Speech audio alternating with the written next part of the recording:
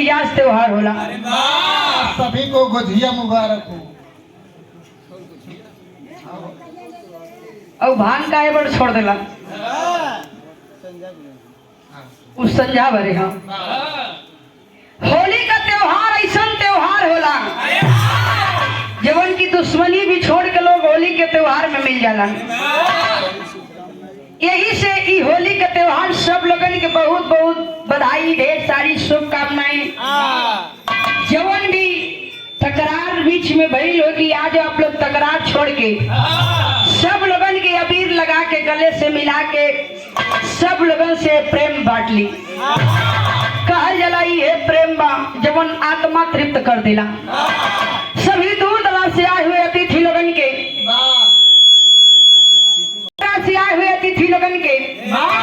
हम गायिका Pritipal and party सहित तहसील मेजा जिला प्रयागराज की धरती से भैया लोगन के हाथ जोड़ के नमस्कारी, बाबू लोगन के चरण छू के प्रणाम, और माता बहन लोगन के चरण छू के प्रणाम। आशीर्वाद है कि बिटिया अपने कला में कामयाब हो सके।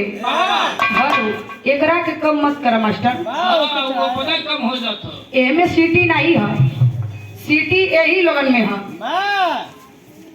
सूरत गायिका जो कि बिरहा जगत में आपकी एक अलग पहचान है। हमारी बड़ी बहन चाहे बड़ी बहन माना, चाहे बड़ी भौजाई मानो,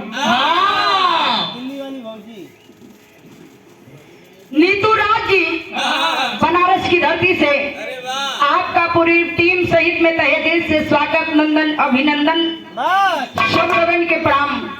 और सियाराम कवि जी आपके चरण छू के प्रणाम।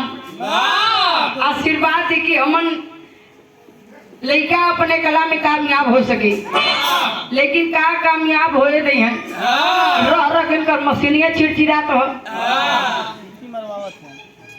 कोनो भी कार्य करे के पहले लोग टेंट लगवावे।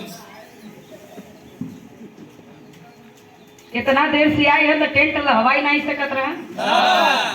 कहाँ खराब बा?